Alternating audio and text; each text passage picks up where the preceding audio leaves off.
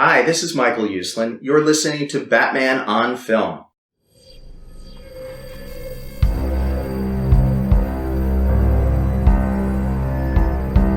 I'm vengeance. I have given a name to my pain.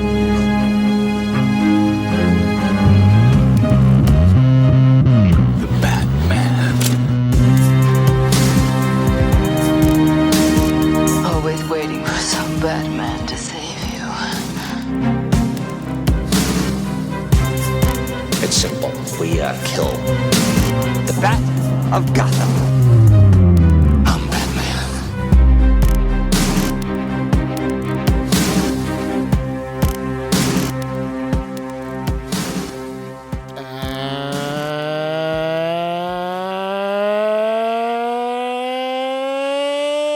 And welcome to the BOF podcast, episode 217.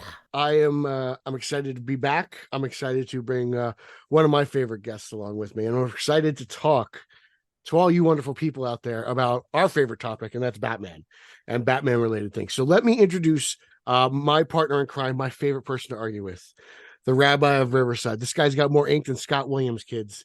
All right, I'm talking about the one, the only, Justin Kowalski. Kowalski. I don't even know what to say that intro, dude. Dude, you're back. You're bad. You're angry. You're back in the country. You've had a long flight. You've been flying all over internationally like Bruce Wayne. How's it fact to be back in the land of freedom and apple pie? Man, apple pie. You know, I had an apple breakfast dessert while I was out of the country, and it was delicious. Good. So I wasn't missing out. I did not have any apple pie, but it is great to be back. I'll tell you that. So we've got a good show for you today. We're going to wait, sorry, you're Scott Williams, like the inker? Hey, only real ones are going to know that, not these. Okay. Not Generation 13. Like, You're not going to know what that means. Generation 13 is going to be clueless, but they don't listen to the show. They don't listen to the show anyway. You know, God forbid they listen to the facts. Anyway, we're talking Batmobile music, and in some instances, not even a mobile. We got some cars, we got some motorcycles. With the writer's strike, it's been hard to come up with topics. I think Bill's been ranking everything and anything under the sun for the social hour. So he's got that sector covered. And I've been trying to think of stuff, at least cool stuff I want to talk about. Yeah. And Batmobile tunes are cool to me because, you know, I kind of like driving with the Batmobile themes. You know, I like picking it out. I kind of like searching for it throughout the movie and on Google and everything. And it's kind of interesting. Some movies actually don't have a Batmobile theme, and some do, and others it's just kind of just generic music. And it was kind of interesting doing the research and finding things out. So we're going to be talking a lot about basically just music in this and how it affects the scene, what you felt, blah blah blah. Just not really a ranking, because that's kind of lame. That's very Dick Shoes. You know, we don't need to rank things. We love it all. We're just shooting the shit. In generalities, because I think they all have purposes, and they all it's hard to rank what's better because they're different movies. You know, it's like and something like Descent into Mystery is only like a minute 30 seconds. Yeah, I mean, it's for me, it's always weird when you give somebody the best actor award, because like every movie's different. Like if you all did the same movie, then you can say who was the best. Then you can be like, that's why it's hard to like pick the best, song. I mean, you're the best graphic designer I know. Well, he's like, see, sometimes it's easy. Sometimes it's easy, you know. When you get that old Kowalski, it's a little easier. So I think we should do this in just chronological order. Basically, we'll start from 89 and we'll go to present day, which is the Batman. Because I kind of like listening to the music that way. This way I know where I am, like year-wise, I guess, filmography-wise. Descent into Mystery. It's not the first time we see the Batmobile in the movie, and again, it's only a minute and 30-second scene, but I think that scene paired with that song is really powerful. Like, that's still kind of my default Batmobile theme. Like, when I hear that, I don't know if it's just years spent at Six Flags waiting in line and the theme just being on loop or whatnot. That's right. You know, but that song for the short amount of time is one of the most impactful things to come out of Batman, I think, in general. What do you think, Justin? Yeah, what I love about if we did have the rank, this would be number one, by the way. Just so It's you know, tough to beat. It really it's is. yeah, because I think it does a good job at not revisiting the main Batman theme, which is kind of the problem with a lot of these songs. If I was going to say there's a I agree problem, with you. every one of these songs goes back to like the Batman theme. This really evokes I feel like it feels like this is a Tim Burton movie. Mhm. Like when you listen to this, like, you know, it's Danny Elfman doing the score, but like that's the brand of Tim Burton. And I think the way Tall, skinny trees. yeah, oh dude, yeah, and that's the thing. Like when this song plays, my brain goes immediately to that opening shot going through like the forest, right? Into Yeah. like on the backside of Wayne Manor. So there's that. It does feel mysterious. Like the title makes sense. Like dun, dun, dun, dun, dun, dun, and Yeah. it's just it just It starts off very slow and low. yeah. Builds. And then it gets the tension going, and you start thinking, like, oh shoot, yeah, Vicky's like freaking out right now. Like, what's going on? This guy, And she's got the only line in the whole scene. Where are we yeah, going? yeah. And then oh man, the side eye, he just kind of gives her like, dude, don't. And then he flashes the light in her face. I love it. He's like, I'm not even gonna give you a word here. He's like, dude, stop looking at me. Take an But then LED. yeah. And so but it what Elfman did so well was he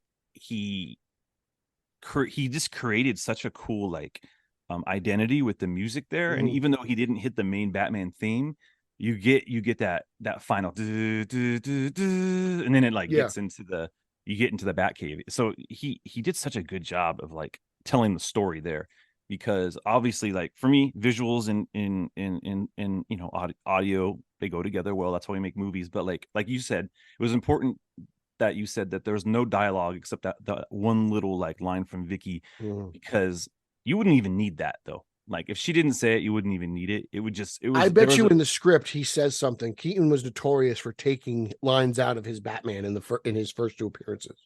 yeah, he probably said something dumb like "We're going home." Probably, Something like like I am the night. I am Batman sounds a lot better, right? oh yeah.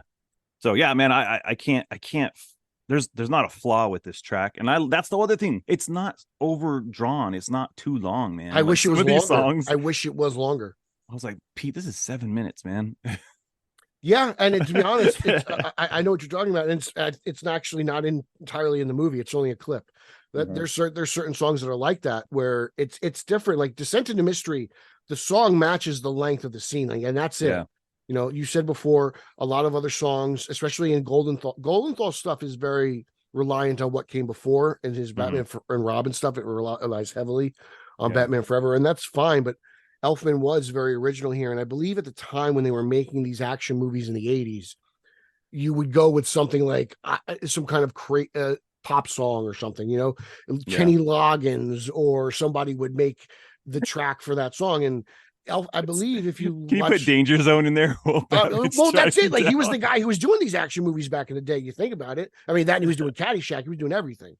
But like, I forget what it was. It was It was one of the documentaries. It might be on the DVDs where they were like they fought to have Danny have the song there. Like this is instead of putting some sort of action Prince song or whatever to have Danny's instrumental. Like, and it's just like, man, like thank God 89. It's like they had to fight for everything. Yeah. At certain points, but I love it. And again, it's such an iconic shot. Like you said, the Batmobile turning into the trees and then the various shots of it just speeding along that wet road, leaves flying everywhere. I mean, that's some of the most iconic, probably I'd say the only thing that comes close to it would be Begins running through, basically flying through rooftops in the city, right? Yeah. Like in terms of Batmobile stuff, like these are the iconic images when you think of cinematic Batman, excluding, Warner Brothers, excluding the 66 movie. Yeah. It is my favorite Batmobile, like the sequence.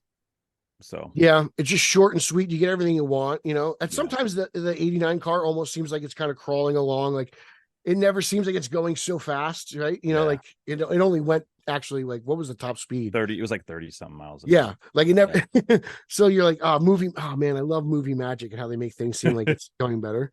But no, Descent into Mystery it's got to be the GOAT for a lot. Like it always has that top spot. Some songs have come close to cracking it, but they never get close. They never get right there, if you ask me. Yeah. But it's simple, it's short, and it like It tells the story, man. Yeah. Now we're going to jump into 1992, Batman Returns. Oh yeah. This song is called Rooftops Wild Ride Part 2. Justin, you and I are very fond of this movie. Love this movie. And again, this song is it's the basically when Penguin takes over the Batmobile up into the bat what's it called? I forgot the name. The Bat Missile. And I like this song a lot too. I genuinely do, because it's cool to see Batman almost in peril in this scene, right? Yeah. He's not really driving. He's he's just kind of captured in the Batmobile, and I think the song does a good job of matching the tone of Oswald and kind of like the slight 90s campiness of it, like the over the topness. That's where you I hear a lot of like Nightmare Before Christmas. And I do feel like it's like you said, there's parts of 89 in Returns. Mm-hmm. So, and and the scene itself, I just adore it, because I think the Bat Missile, I still think the Bat Missile is cooler than the Bat Pod, because it's still a car, he's still kind of protected, and I think it's also cool because in that scene, I think Batman directly leads the police to an area where he knows this is where I use this feature. Like this was, it's almost like in Rises, rat in a trap, gentlemen. Like, nope, got the wrong animal there, sir. Like it's completely like very similar. Like the cops think they got him, but he's and it's like, no, I'm a little worried. Like I say that all the time when like my engine light goes off in my car. Like it's like a staple for me. So tell me about your experiences with this song. Yeah, this one is a little bit different. It goes into the territory of like, oh, we're gonna visit the main title theme, which is like I think that's kind of like how close do we get to that? Like that's where I'm judging all these tracks. It's very close. So what it does, it's interesting. So it starts off like you were saying, like it's very whimsical. It's very like you said Nightmare Before Christmas. I feel like it's a hybrid of Nightmare Before Christmas and Pee-wee's Big Adventure, right? Like these like famous like scores. It's right in the middle there. And then it starts teasing the main theme. It's like it's building, but it never really gets there until the missile scene. Once the missile scene hits, like once all the pieces start flying off of the Batmobile, that's when we get the dun, dun, dun, dun, like we get it builds to the actual Batman theme. Yeah. So I do like that. It's again another storytelling device with the Penguin and his like rebuild and all the goofiness of him riding the like I love this storefront. I love the cut of the trailer, and you could just hear he's like and the trailer's just going crazy, and everyone's like, what is going on? What's going on there, dude? Some mayoral benefits. But it is interesting how it builds. So if you go back and re-listen to it, and I think you miss it if you just watch the film, so you have to just listen to the track. But it's like it teases, like we're getting to the main theme, y'all want to hear that bum bum bum bum, but it keeps cutting. It goes bum bum, and then it comes back out. So yeah, it's like it's because we're not going to give you the full Batman theme until he figures this crap out. Until he figures out I love how he figures it out too. Like I love how Batman is strong enough, and he's very strong, this Batman, because he could punch right through a metal floor in a car. Like right. I was like, yo, everyone like doesn't give Keaton enough credit. He can punch through cars. He has like focused ninja strength, dude. And we've all driven cars. All right. I, for the few of us who have not gotten their permits yet and not got behind the wheel, there's not much room in a car. I have not seen anyone maneuver that much in an automobile since Batman Returns. The fact that he can twist and turn all the way to punch through the floor, I was like, I have a center console. I was like, dude, I've got at least $16 and change over there. There's no way I can get my sausage fingers down there. How's he doing it with gauntlets and everything wrapped around his hands? I love movies. They make no sense, but they're so entertaining. And it's funny because even after he punches through, he's not even close. He's like, oh, suck. He has to reach further to grab the signal device. That, and I think, what was it? Batman and Dick Tracy were the only two people who had like FaceTime back in the day. Right? We had it in the Batmobile. Oh god, it is a great scene because it's cool to see the Penguin have the upper hand, and the music I think fits the scene very well. And it's just I love it. I'm wondering, how do you feel between the two? Because this is Elfman's last appearance until 17 on a DC, at least on a Batman related. How do you feel about the albums between Returns and 89? Yeah, actually, I as much as I love Descent into Mystery, like that's my Batmobile track, I think I prefer the Returns overall, the whole score better. I think it's a better score. Yeah, I just, man, I was on the Return score for a while, but to me they're just equal now. They're Really? just so good. Both are just so good. Yeah, I mean they're both good, but if I had to pick one that I You feel could is a tell little which more one's like, 89 and which one's Returns easily. But yeah, like as I get older, I'm just like, it's hard to pick, man, because it's like I just love them both so much. It really is. the Penguin theme It is would be so like picking sad, kids. dude. Like the Penguin theme is Oh, real I know, but I sad. love it. I love it because it's such a No, change of pace. yeah, no, that's what I'm saying. I think there was Yeah. more, like you don't have like there's not a Joker theme. It's just like that, na, na, na, na, that which is like with the Mario Brothers water song. Like they adapted that. So Is I that don't what even that know. was? Yeah, it's like dun, dun, dun, dun, dun, dun, dun, dun. It's not. I mean, they weren't taking it from Mario, but they're all borrowing it from. It's a famous piece of music, but like there wasn't any kind of like Joker theme, right? I'm just thinking of him farting down a hallway now. Yeah. Yeah. That's it. But yes, but he did, you have the Catwoman and you have the Penguin themes, which are really well done. And yeah, it's hard That's good. It gives it the edge. It gives it the edge. But yeah, they're This both is why he's on great the show. pieces. This is why I'm on the show, man. They're great both pieces of music, man. I won't talk to him about action figure. Actually, that's true. That's coming up as well. That one's gonna get heated. Yeah, I'm a big fan of both of these. They're great. I grew up on these albums, man. I grew up on these movies. Like it's just such a huge part of me and defining what I think Batman is. And I think a lot of that has to do with Danny Elfman and how he made his music. It just is. It was the perfect at the time, that perfect gothic yet kind of almost church music type thing that I think even like Snyder and Junkie XL even played with a little bit down the road. Yeah, it's still the best. I mean, I feel like it's still the best Batman theme. It's what people think of now. Like, you still get na, but like it's just like the 78 song for Superman. It's just that's it. Yeah. As good as anything else that comes after it, it's just like this is the default. It's just fine. Yeah, well, that's important to say, like, because there are other ones that are good, but this one is just, I think it hits the feeling of that's the Batman like theme. And Elfman, like, he was cocky and he got crap for it, but he was right. This is the only Batman thing. Hey, when you did it, and don't get me wrong, he's also made some crappy themes too. Like Hulk isn't memorable. I like it, but it's not memorable. I couldn't tell you. I can do his Spider-Man one, but like it's not like, I think the Giacchino one's actually better because I can pop it out of my head real quick. It's funny. It's crazy when you think about it. Just side tangent real quick. Elfman, Zimmer, and Giacchino have all also done Spider-Man. Composers get around, man. Wait, Hans Zimmer did the album for Spider-Man 2, Amazing Spider 2. Oh wow, okay. He did that with Pharrell and all those guys. They were called like the I don't know, the musical maestros or something. They came up with like gotcha. They did that stupid electro song. Yeah. I don't mind that song. It fits with that movie. All right. Well, things, as the Penguin says in Returns, things change. And Elliot Goldenthal takes over for Batman Forever. And here, you're gonna kill me on it. What is it? Perpetual. How do you say this? Perpetuum mobile? How would you pronounce that? Hold on, not mobile. Mobile. I don't care. Okay, Bane. The first word, perpetuum. Is that it? Hold on. Let me get to my notes here. I thought you were looking at your notes. See, he's texting. Well, it was, but perpetuum. Right? Perpetuum. Yeah. Perpetuum mobile. Perpetuum mobile. You're right. This song is very sci-fi. Like I hear this and I think of like Dick Sprang. Like I just think of that era. I feel like this would fit perfectly with that era, and obviously the movie is kind of inspired by that era as well. But it's again, Batman is being chased. Yeah.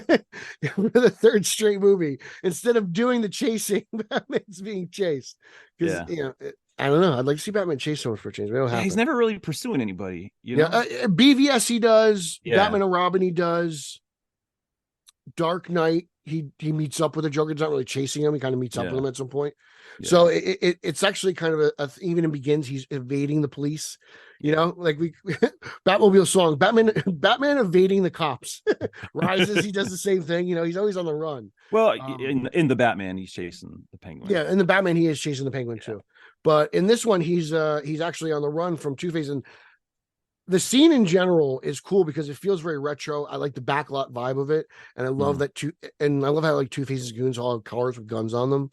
Like it just feels very comic booky to me. Yeah. But the song itself is so energetic and just it almost feels like at times house music because it feels very electronic, maybe synthesized.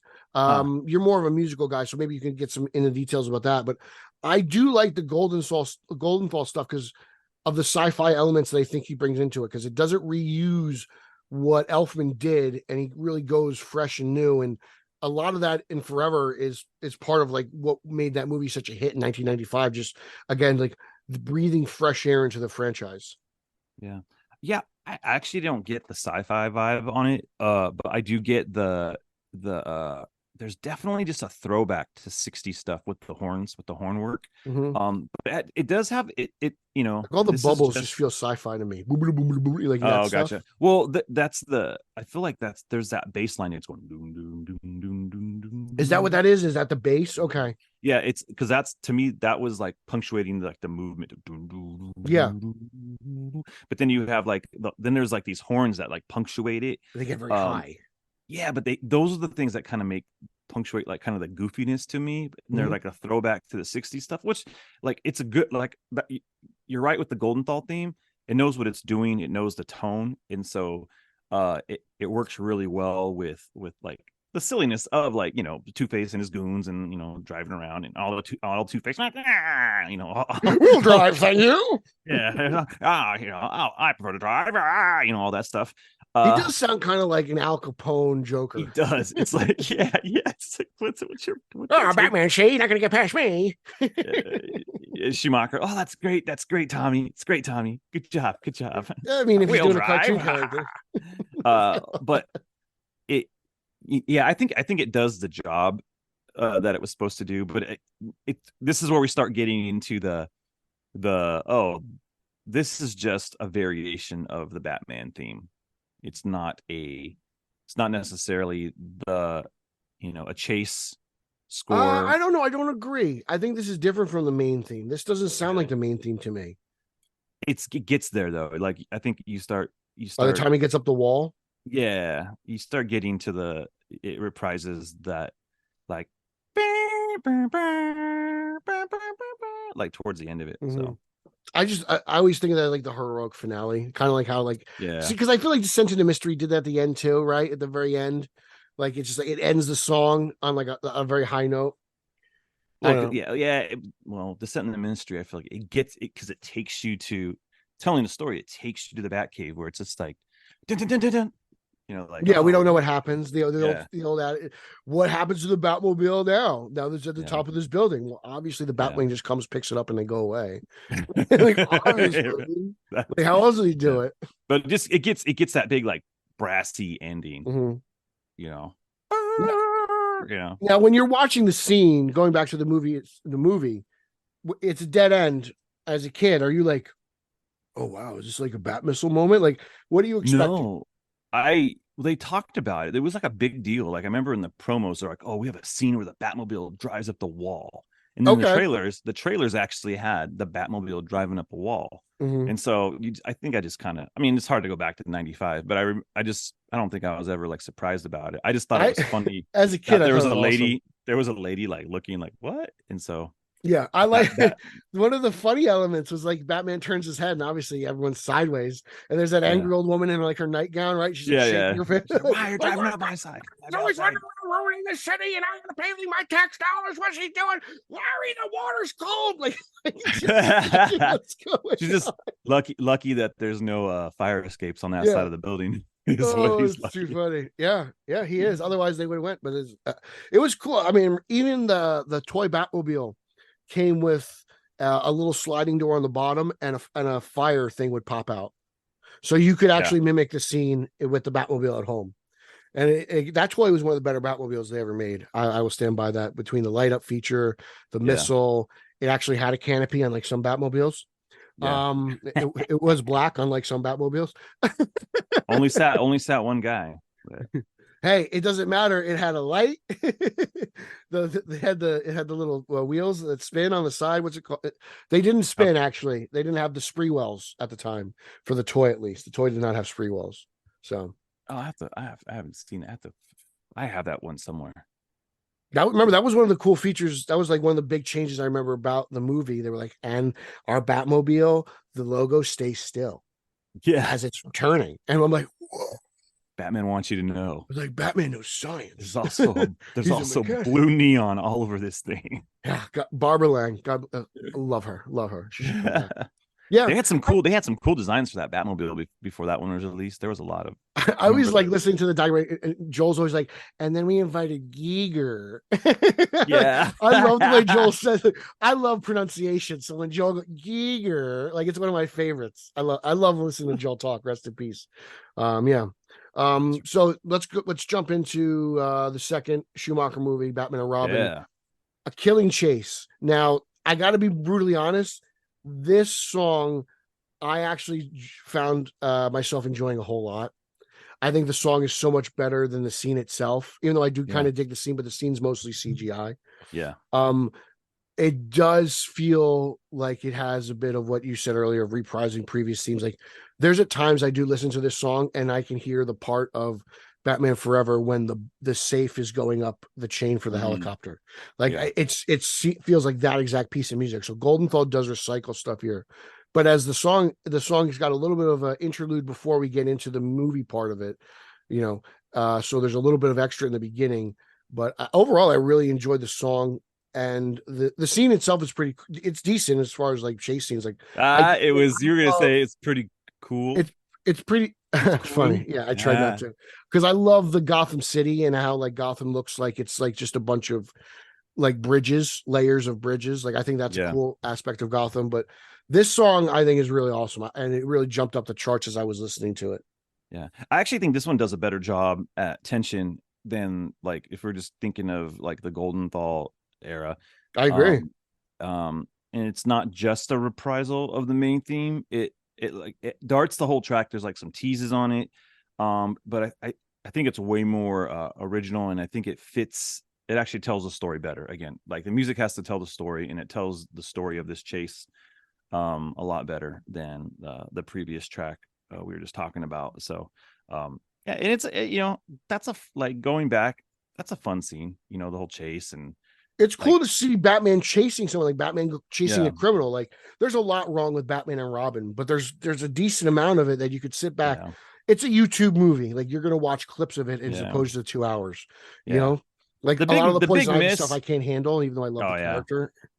Yeah. And she's great though. She's probably the only one who knows what movie she's actually in. Yeah. To be honest with you.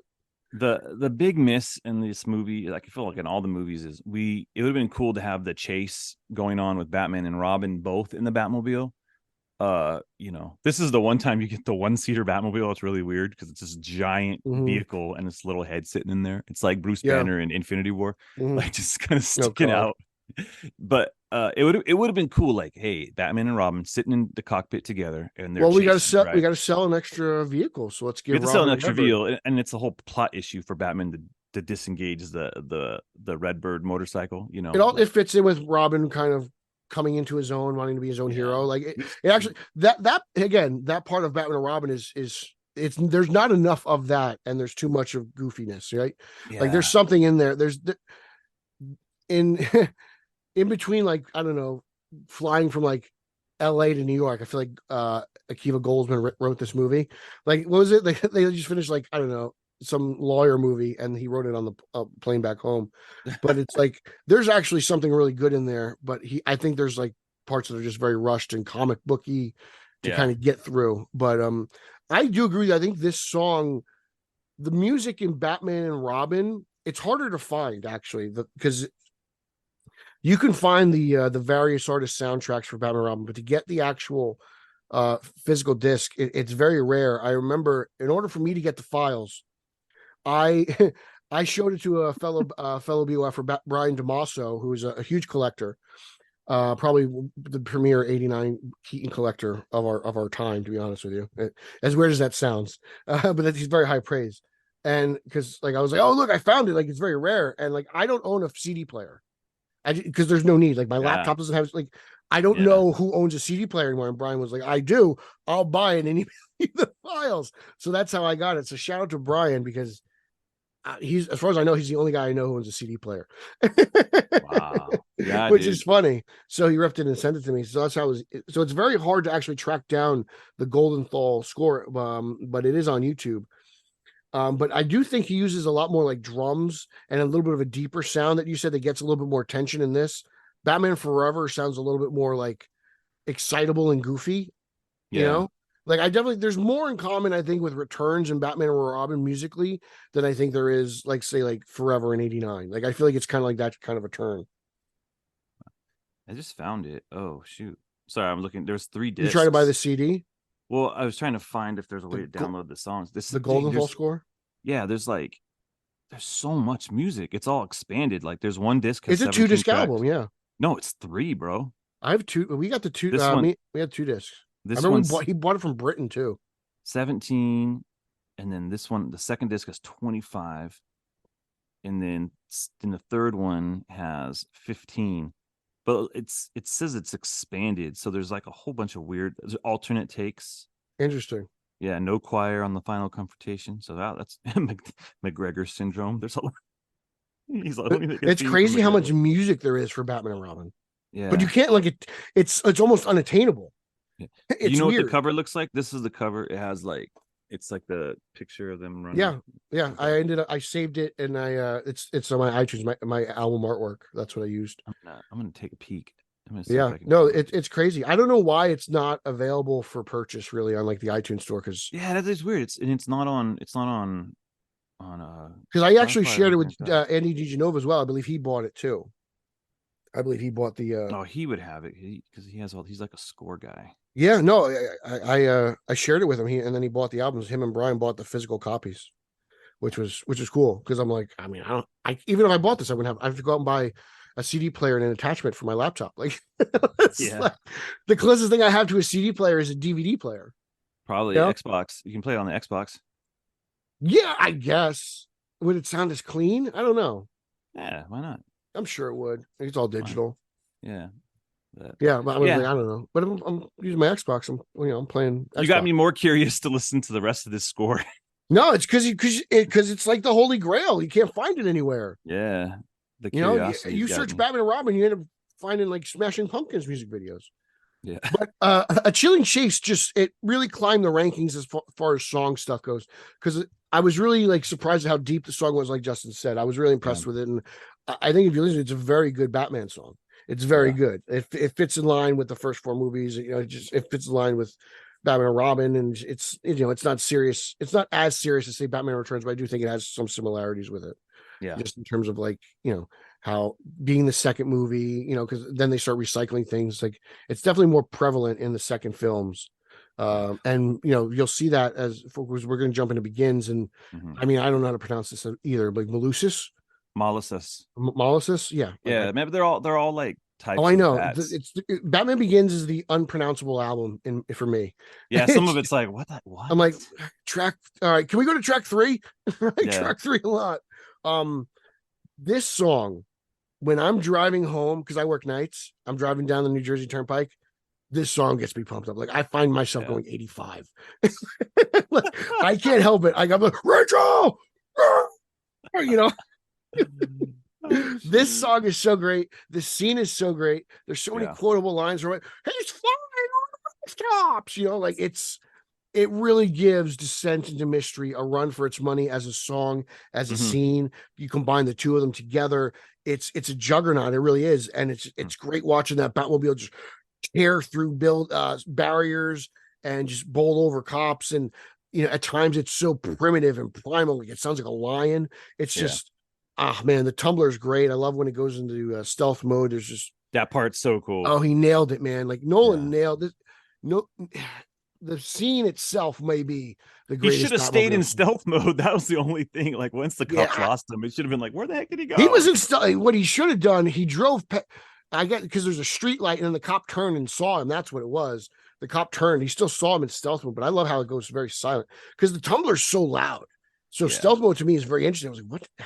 How does that actually work? Where's the realism there, Nolan? Yeah.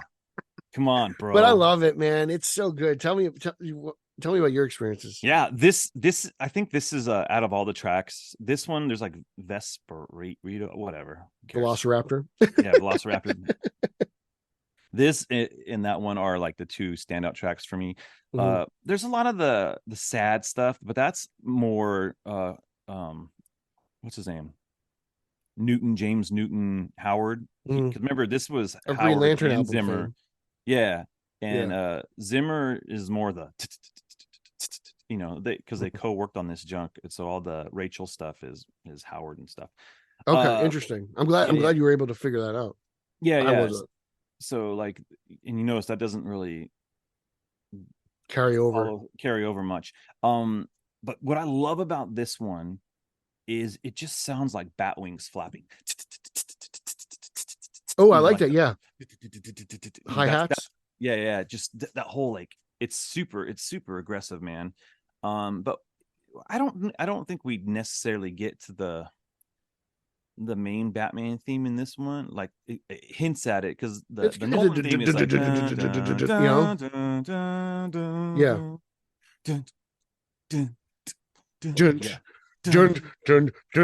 and then that's it. That's the gas pedal just goes down. Yeah.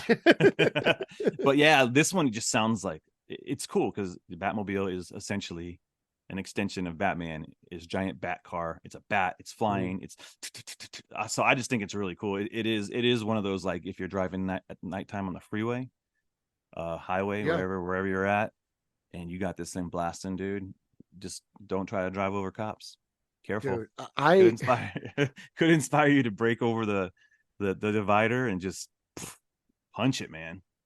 Yeah, I mean, I get so pumped up for this one. This song really, like, even just listening to it, it revokes such a response emotionally. I don't know if it's just because, like, I remember sitting alone in that theater in 2005 on a Wednesday afternoon, me and three people for Batman Begins at, like, noon. And it's just like, the sign of something different, and to come from where we were and to see the Tumblr almost Dark Knight inspired, right? Yeah, just rare into the city, like nothing like I ever saw. We've never seen a Batmobile move like this. Never. Like, like you go back to 89, that again, it's going like 35 miles an hour. It's very fragile. The Forever car, it's riding up walls. The Batman and Robin car is mostly CGI throughout the movie. So to see this thing just raring through the streets, tearing down barriers, unlike anything you've ever seen. And to see and to have this song so powerful go with this such amazingly well shot action scene, chase scene, really phenomenal. I'm trying to think. It's got to be, like, scene wise, just most action filled. The only thing I can compare to it is the Batman one in my mind, right? Because they're just going crazy on the highway. Like, if you're watching Batman Returns, it seems like no one's in the street. Batman 89, like, even Batman Forever, there's a couple hookers on one corner after Two-Face throws the rocket launcher, but like no one's out. Like those movies, it's like there's at least cars other places, right? Gotham's dangerous, dude. You don't want to be outside. That's why Batman's around. Yeah, that's why we have Batman, because Gotham's dangerous. That lady's mad. Why are you driving up my wall? The water's still cold. So and it's funny, like, a lot of people were like, oh, molasses, whatever the hell it was, like molasses. A lot of people like commented when I was like, hey, look, me and Justin doing this, they're like, hey, this song, it's hard. So people really respond well to that one. I don't know if it's because it's the latest and greatest, but I just think it's probably a stand. It's just a standout. It hits that scene is probably one of the top 3 scenes in the film, and then the way the score punctuates it is really cool. Hey y'all, it's Bill Ramey, founder of Batman on Film. Let's take a quick pause in this podcast for these words from our sponsor.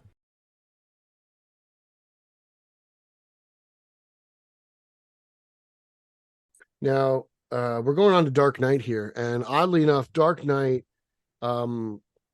The scene I chose or thought that we should be talking about would be obviously the Bat Pod and Joker, and hit me, but Yeah. there's really no music. Nolan kind of cuts the cord there, and you get a little bit of Imagine the Fire before the wheels pop out of the Batmobile before critical damage. But outside of that, it's shot. It's like Dark Knight Rises when he fights Bane. There's just no music, so Yeah. Dark Knight doesn't count. So we're moving on. And oddly enough, Rises makes up for it because Rises has two. Rises has Batman evading the police, as well as the bomb scene at the end. The bomb scene, the first one, Imagine the Fire, and then the bomb scene is No Stone Unturned. No Stone Unturned is the only song on the Rises album that you can't buy digitally. Yeah. You have to buy the physical CD, and that gives you a code to unlock that. So it's one of the exclusives. The other two exclusive songs are available. I think one of them is Bombs Over Ibiza, and there's another one, but they are available on iTunes if you want to buy them there digitally. You can listen to that. The whole album has those two, but for some reason, No Stone Unturned is very hard to find and not available digitally. I like Imagine the Fire. I think that scene's really cool. I love that music. It ties into the main theme. Yeah. No Stone Unturned to me is honestly very forgettable. Yeah, as much as I like Rises, the endings, it's not the greatest ending in the world. The real ending is Batman finding peace and happiness, not him saving the city and getting rid of the bomb, in my opinion. Right? That's like the real big finale. So it's the scene itself kind of feels a little underwhelming. I prefer Imagine the Fire if I'm going to talk about a chase scene, just because I also love how that car carrier is just there and he uses it as a ramp. Like, it's brilliant. The lighting and everything, and you get Batman down, you got the spotlight down on Batman, and the police, coming together. It's great. And I already mentioned like why I think it's similar to Returns, and it's again quotable. I'm going to do what Jim Gordon never did. Like, you're not. Yeah. So it's great. That guy's the worst, too. Man, Foley, you got a great first name, but man, you're an idiot. Foley, where's Foley? Damn it! Oh gosh. So dumb as he dresses. Oh yeah. Oh, dude, got the wrong animal there, sir. Like, I love that. And like this, when Batman's chasing the police, that cop's hysterical. Oh, you're in for a show tonight, son. Like, I know it's very Dark Knight Returns. Yeah, it's Dark Knight But like, to hear it, not read it, but to hear it, it's great. That's funny. That guy, still a beat cop, man. Never made it to a desk. He's like, I remember back in the day, I was on the Robinson Avenue beat. I'd stop by Adam's Donuts. I get 2 jellies and a coffee that cost me $2.50. Batman was still patrolling Gotham.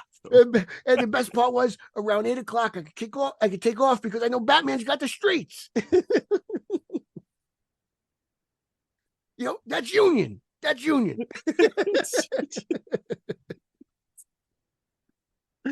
Oh shoot. All right. So I mean, it's known Rises is not my favorite Batman film, but we know the Rises score is incredible. It's a great piece of music. It probably makes the movie better for me, where I'm like, dude, really? Yeah. I've never heard you ever talk positively of Rises, so please go on. That's what I'm saying. Well, that's what I'm saying. Like the score is really good. Like the Bane stuff, the Catwoman theme. Again, it's like, it's the same thing with Burton. Burton figured out, okay, I know my main like hits, right? And now this is the third time out for Zimmer, right? He's like, okay, I got my Joker thing. I know what that is. So now let me investigate how these other characters work in the world of the music that I'm creating. But for as far as this track, the Imagine the Fire, dude, it's cool, man. It has that whole breakdown where it's just like it goes real digital, like in the middle of it, like that, like electric bass, dude. Okay, it's rad, dude. It's because it takes something that's familiar. Obviously, we're gonna have that same Batman, like, that all that stuff going on. Again, it sounds like the bat wings on the drums and on the hi-hat, right? Like all that stuff, but like it just takes it down a level, and it feels like, I don't know, it's kind of, it almost reminds me of like the Atticus Ross stuff that Reznor and stuff do on their scores, like if you saw the new Ninja Turtle animated thing, I just watched that and I'm like, oh shoot, I didn't know that they did it. Mm-hmm. So when you get a little more synth in it, there's something about it, like it felt fresh, and it felt like made it feel like, oh man, we're in a whole different time than like 8 years or 10 years ago, you know, or before Batman retired and all this stuff. Like, so it felt like we were moving forward with the music as well. So I really like that the takes that they threw in there that mixed it up on that track. So there's an interesting part of when the Batwing finally takes off and it goes. mm-hmm. I think the sound effects of the Batwing and the music itself it's almost like they're in sync. You know, Mm-hmm. like it's weird. My ear picks up on it. I was like, this was meant to sound like this. Like it's like they're working cohesively, and it's something I think that we'll talk about in BVS when it's Do You Bleed. I think the Batmobile, it doesn't sound intimidating enough. It's more like kind of like throughout, and it kind of sounds like a little wimpy, whereas this sounds like almost like a roar, kind of as the Batwing flies away. And I think it works really well with the music. So I think the two of them combined enhance that for like the finality of the scene. Yeah. Like I think that's very interesting. But yeah, I think also part of why I don't enjoy No Stone Unturned really is because it's so inaccessible. Like I couldn't listen to it as I was driving.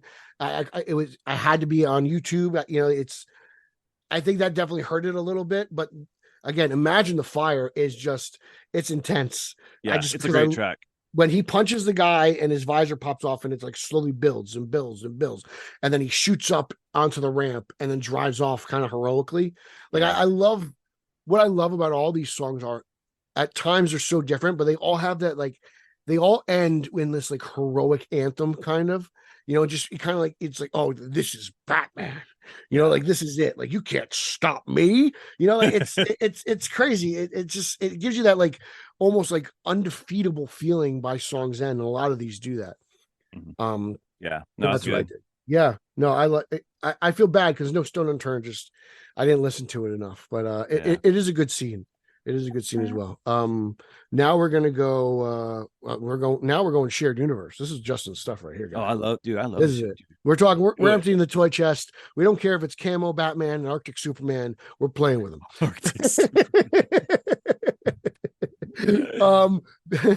We're going into BVS and Do You Bleed, and this is a cool scene because again I like this scene a lot because Batman is he's investigating, he's doing his due diligence, he's chasing the villain. He's a little bit more violent in this one than we've seen in. None of those guys died, man. I like to think. I think the only guy tumbled out of their cars. I think the only guy who died was the guy who was shooting with the minigun in the back because he just. Not only does he shoot the car like in front of him to bits, he drives right through it. Those are the only two guys that died. That's it. The guy fell down. The fat clown also counts as two guys in return, so we're even. That guy didn't die either, dude. He was in the sewer. He just went back. The water put out the fire. Yeah, you guys aren't thinking, man. So many people get blown up. This song's cool because it feels very operatic to me. Just dun, dun, and they go, oh, like I like the combination of that, and I like what it, and. It's another one that I put it on. I find myself driving faster. Like I put all these songs to the test. Like I drive to work a lot. So like I'm you need to do what gets you there faster. What song? I was like, I mean, also driving the turnpike. So I'm swerving in and out of trucks. I drive in the trucks lane because it makes me feel more like Batman. I could swerve in and out. But it's cool. Like, but this one really kind of got me going and really pedal to the metal type feel to it. And this one feels a little bit more Junkie XL than I think Zimmer. Right. I think Junkie did a lot more of the Batman stuff in BVS than Zimmer did. I mean, I'm sure some Zaddy will love to destroy me if I'm not telling the truth, but I believe that's how that goes. Yeah. I like this one a lot. It was actually cool listening to it isolated because I don't think I haven't really. You don't have this album? No, I don't own it. No, I mean I've listened to it like on Spotify you should. It's or very something. good. Yeah. No, I mean I've listened to the soundtrack, but I haven't listened to like focused. You know what I'm saying? Like, I need to listen to this for homework, right? And so that's a great question because I'm like one of the things I was processing was like, well, frick, dude, like Zimmer just did 3 Batman movies and now he's doing another Batman movie, but it's not connected. So it's I wondered the restraint, you know, in like, oh, do I revisit any of the stuff I had because that was really cool. He said he had a very hard time separating the Bale Batman to the Affleck Batman when he first started doing BVS. but you do kind of get that bang, bam, bam, bam, bam, which is like, for me, that's Batman just punching people in the face. Like every one of those notes, which fits for this guy. This guy is totally a brawler. Batman is just, Affleck, I couldn't think of his name. He just beats people down, but the way it just kind of punctuates that like appearance of the confrontation between Batman and Superman, and then the chasing of like the truck, and I think it actually complements the chase well. I think so. Because I think it lets the scene tell the story of the violence more than the music. Sometimes you want it, those like, but you just. I dig how it almost gets larger than life when Superman appears.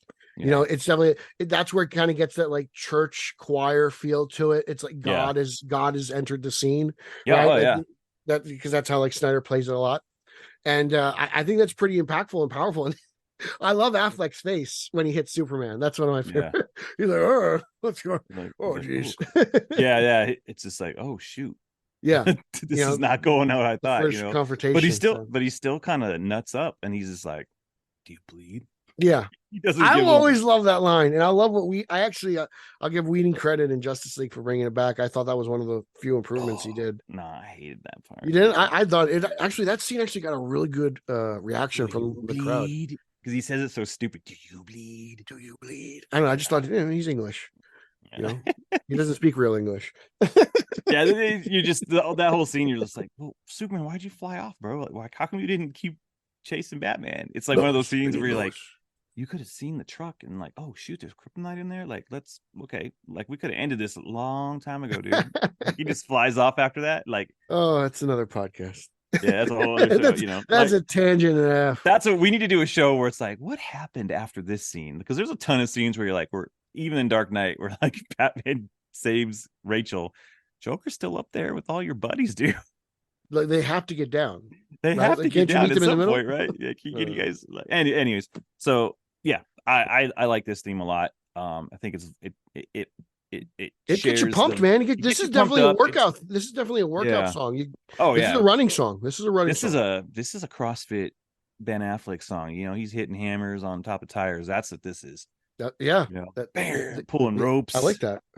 Wet rope. Wet rope. He's like, I need the rope to be wet so I can get blisters. That's right. Because then blisters equal pain, and then I can punch my pain into my villains' faces. Yeah. Batman motivation. I don't want to jump ahead too much, but I think this is Zimmer and Junkie XL's best work on their team ups. Mm-hmm. Is this whole score? I think BVS, definitely. But I will say that the noises of the Batmobile, because this is a music and scene thing. I'm surprised at how wimpy the Snyder Batmobile sounds. Yeah. Especially coming off the Tumbler, which at times literally sounds like a lion ready to just eat a gazelle. Like the Snyder Batmobile kind of sounds like a little mouse. It's like Mickey compared to the Lion King. So yeah, it doesn't. That's my only real gripe, because I think the car is cool itself. Yeah. I don't mind the guns. I wish they kind of like flipped out, like kind of Keaton style. Yeah. But it's like it's the most. I feel like it's a serviceable Batmobile. But it's we should just do a whole show on Batmobiles. Actually talk about. You guys did that on the. I think Bill did a top 5 ranking on the Social Hour. Yeah, you did on the Social Hour. So it's a companion show. Well, unintentional, but yeah. I was like, when he told me his idea, I was like, damn it, me and Jess are doing something similar, and I was like, whatever. So yeah, it's not as, I don't know, like the Snyder Mobile is probably a little low. It's probably the low man on my totem pole. Like I even like the Batman and Robin car more than that. Oh really? If the Batman and Robin car had a canopy, it'd be perfect, in my opinion. Well, the Batman and Robin car, it has a style to it. That's the thing. Like there is actual style. Like the Snyder one, it's just a tactical car in the same, but it's not like the Tumbler tactical. The Tumbler actually is like, it's kind of a reinvention. So I think it stands up more. Like the Snyder one is like a cross between the Tumbler and 89 kind of, but like just more like. I also think I also thought it was interesting how that car didn't really do anything. Like Yeah. the Burton car turns into the Bat missile, the Tumbler turns into the Bat pod. Like there were always rumors because we saw the Batwing early on in the trailer that like that centerpiece, it was kind of like the 3-in-1 Batman Forever, Batman and Robin Batmobile car, where like the centerpiece would go from Batwing to Batmobile to Batboat, and that was kind of like the same driver's seat thing that he would swap in and out. Like that was a quick rumor. But yeah, I like think it also doesn't do anything. It's just the Batmobile. Yeah, I think the Snyder Batwing is better than the Batmobile. Yeah, I do too. I like the design of that Batwing a lot. Yeah, it's cool. I do. I enjoy that. You know. So, anywho, yeah. But yeah, so there you go. Do you bleed? We both approve. We give it a big thumbs up. We love it. Yeah. It's a good one. Now, Justice League 2017. There's you have the parademon scene at the end. Really, I couldn't figure out based on the Elf. I'm looking at the Elfman album for this movie, obviously.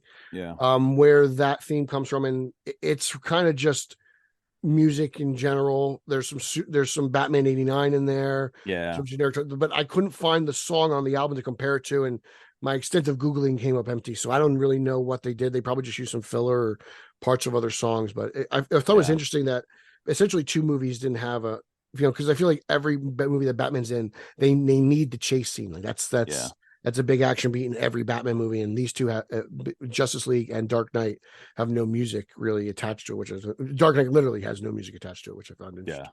So we'll skip right ahead to the greatest movie of all time. That's Zack Snyder's Justice League, and Junkie XL. He did the score for this movie, which is funny because it's actually not his original score to this movie. He back when he was still attached to it before Elfman, he wrote a completely different score. Elfman came aboard, and then when they finished the Snyder cut, XL, I believe, rescored the movie. So he actually has a unreleased score to the movie, or a partial, which I think is kind of really weird. But I guess you had to, with all the. I get just because I feel like times changed, and as a musician, like he is a musician, just if you're in a different part of your life, I feel like it's harder to go back to music from like 3 years ago. You're just mentally, you're just doing things differently. You're kind of a different person. So I feel as a musical artist, like being a creative, things just change. So it actually kind of makes sense to me. I just kind of wish he would release it, because while I don't like his Mad Max album, I think a lot of his stuff's really good, especially his superhero stuff. So I dig XL's superhero stuff. Yeah. This one is called Batman, A Duty to Fight, 2C/2C. And it takes, again, it is the parademon scene. It's a little bit longer. It's a lot different. It's a little bit different. But I dig this song because it's just very drum heavy, and again, it's just pedal to the metal. Here we go. I think that's XL for the most part. So I dig it, and I kind of like the scene too. I appreciate it. It's probably my least favorite of all these songs that we've been talking about. To me, it just doesn't, it's good, but it doesn't feel like Batman to me. I disagree. I think it does. I think it feels very heroic, and the drums get me going, and it kind of lifts me up. Like, I was surprised at how much better I thought this song was when steal your term, isolated it from the movie. Just listening to the actual piece of music itself, I actually grew kind of like a Chilling Chase, a greater appreciation for the song. Fair enough, dude. Yeah. I didn't get any like emotional like connection to it at all. It was weird. Really? Like, yeah, I was just like, oh, I mean, it's cool, but like I was like, it's cool. Sure. I get what you're saying about like, oh, the drums, and I feel like it's pumping me up. I just can't like connect it to Batman. I just can't. Yeah, it's just hard to like, oh, okay. Because it doesn't sound like Do You Bleed or the other A Beautiful Lie. Like those are kind of like the Batman themes, I think, of BVS. And I think that's the problem. Like when especially it's so far attached from what it really was. Yeah, like when you make these movies and these films, and you give somebody a theme, it's so important to connect it.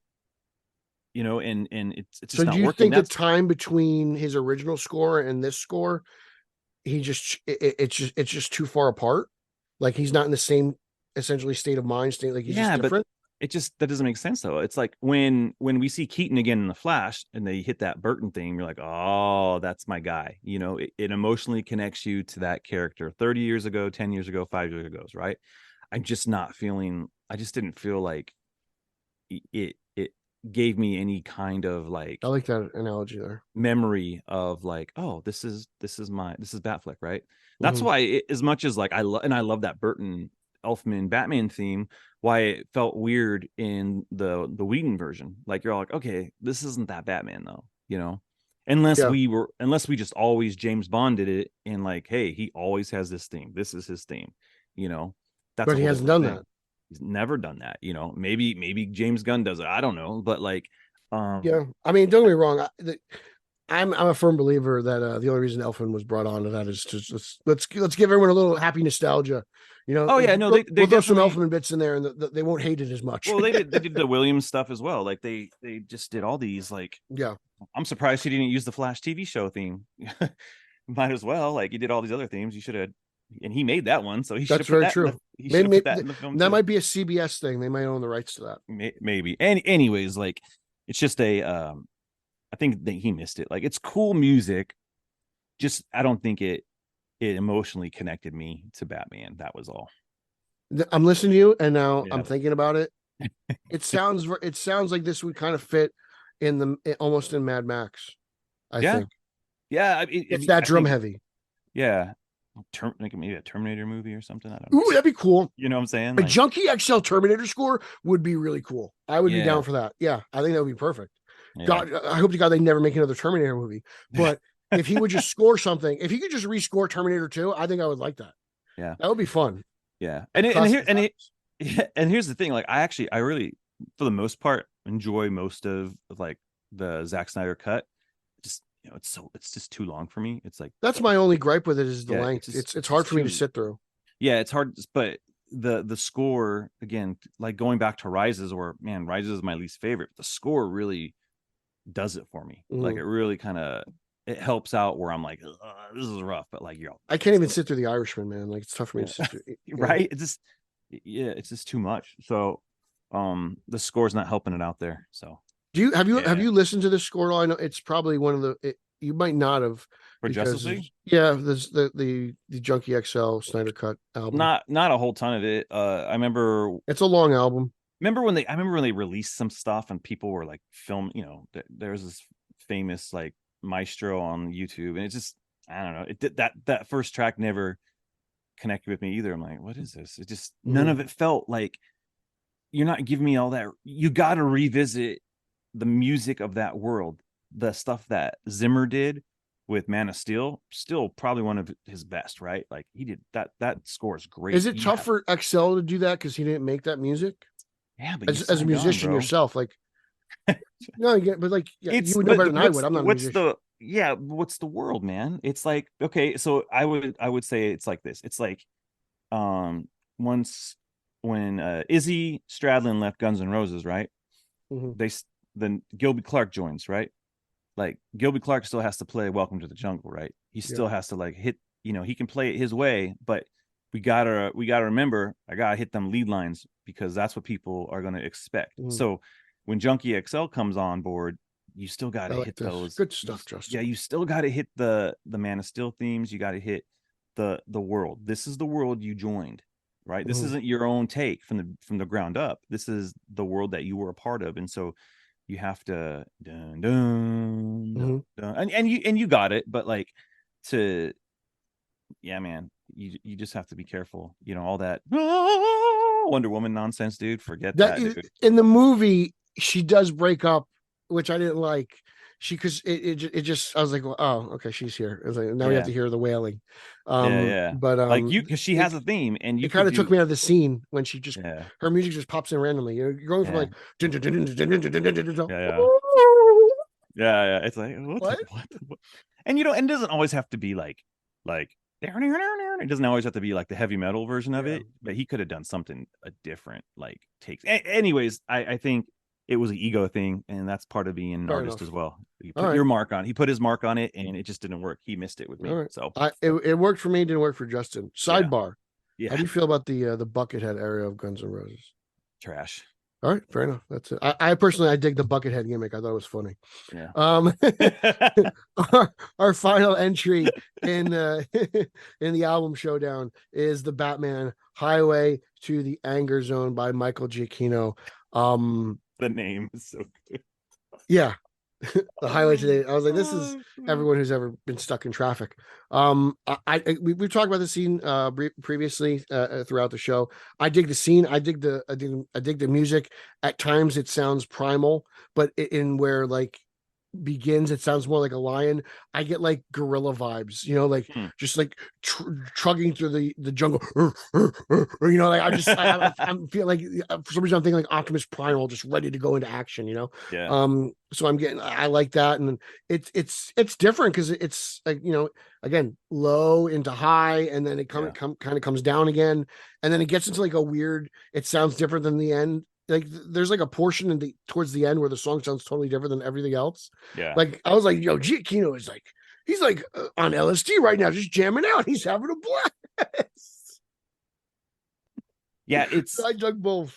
Yeah, it starts off real quiet, and actually, when you listen to it, I feel like there's almost it reminds me a little bit of the Goldenthal stuff. There's a little bit of like there's like a very, I almost said horny, brassy take to it, which it makes it feel a little more I don't know if I want to say light, like at times, yeah, I get what you're saying. Not even, and when I say comedy, I don't mean slappy sticky, but there's a vibe with Penguin where he's just like, oh, he's like, he's just like, I got you, there's a funniness with the Penguin because of who he is, his anger kind of like it's different than the Returns Penguin chase. Yeah, 100%, but there's still like the Penguin, he you can fear him, but there's also like, he's still a funny guy, dude, because you're getting upset about there is things. that comedy level to both. Like this guy's crazy. Yeah. So I think there's that in there. But yeah, I actually really like the score. I mean, I've said I don't love the car, blah blah blah blah blah. I don't want to get into that, but the score is so good. Uncle Brucey. The score is so good here, and like it's one of those things that rumbles when you turn it up. Yeah. It's got that primitive, primal kind of animalistic feel to it at some points. And then the way it does segue into the main theme, mm-hmm. like you said earlier, like the hero arrives. Yeah, and it's like the heroic flourish at the end. Yeah. So in this what's cool about this score is the way it works to get there. It earns it. It's like, okay, you earned it. Not, I don't always like when you get the main theme in there, like on these chases or whatever, but this one earns it really well at the end, because it's like he's pursuing Penguin, he trips him up, he survives, all the traps and the getting through like the cars and the traffic, and then walks through the fire, and there he is, like bam, bam, it's bam, badass. bam. Yeah, so they do it. That was really good the way that turned out, and so props. What I really love about the scene, and it's something that only I think Batman Returns has done, is the weather element. Like seeing in Returns the Batmobile cut through the snow, like that's cool to me. Yeah, seeing the Batmobile like handle this well in the rain, just the element of rain in general, like it adds something, because you think about it, like when it rains, you drive a little bit slower, right? You drive a little bit more careful, right? You just naturally do, because you trust yourself, but you don't trust the idiots around you. Not in California. I do. I'm a little bit more careful when it rains. So like seeing these two guys run around like 80 miles an hour on the turnpike it's crazy. I'm like, God, how are they not skidding everywhere? Like the hydroplaning must be insane. Like I dig that little element of weather, because it adds a certain amount of danger, I think. Yeah. To it. Batman's got some good tread on there. Oh, but dude, those tires are like 8 feet wide. Yeah. Like Steve Helm, Bill, they've all said like that car is a lot bigger in person than it actually looks like in the movie, which is funny, because everyone always tells me the Tumbler is a lot smaller in person, and I actually agree with them. I've seen the Tumbler in person at Comic Cons, and it's very compact. It's tall, it's big on the end, but it's a very compact automobile, which I thought was interesting. Well, because they shoot it a lot. A lot of times you see it's from behind, and you see those big old tires, and you think, whoa, this thing's a tank, and they say it's a tank, and so when you hear the word tank, like it just tricks you into thinking it's bigger than it is. Well, which the Snyder car is definitely more of a tank, I think. But you think when he turns into, especially in Justice League. Literally, it is a tank in Justice League. But think about the Batpod. When you see the Batpod, it breaks out of the front of it. It's not as that's a lot. Yeah, it's a motorcycle, so it can't be that big. Anyways, that first picture of the back of the tires of the tumbler, when I first saw that on Batman on Film, that was one of my first BOF real BOF moments. Like, oh my god, we've got this picture that I was like, wow, what are they doing? I remember that. I remember that shot. It was just like there's like grass all up in it. It wasn't even like a glamour shot. It was like, it was in the woods. It was like, it was just parked in the woods. It was probably when they were filming him just getting off the highway and driving to the Batcave. Like that's where I would imagine that's what they were shooting. But yeah, the tarp was over it. All you saw were a couple of big wheels and the turbine engine, and you were just like, man, okay, what are we in store for? Early BOF moments. But yeah, no, Highway to the Danger Zone. It's definitely one of the highlights of the album for me. It's probably my favorite song on the album for this movie. And it's one of my favorite scenes in the film. Like I love the car chase. I think it's great.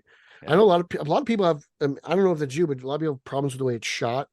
I know you have a lot of issues with the movie. I don't find that true. I think it's shot the way that scene is shot. Yeah, a lot of people complain about that. I don't know if they're being honest or they're just trying to find something. I just think it's funny that the Penguin has. I mean, it's a car chase, right? I just feel like, come on, Penguin, like your car is not pushing what the Batmobile is pushing. Like Batman should have caught up to him. Bro, that's a Maserati. That is a fine Italian-built automobile. That's basically a Ferrari's cousin. You watch your mouth. For the amount of money he paid for that purple Maserati, it better be pushing at least 450. Because that is a heavy price to pay for a car. I'm sorry. I've never dreamed of owning a Maserati because I can't afford it, but I can only imagine how much it costs.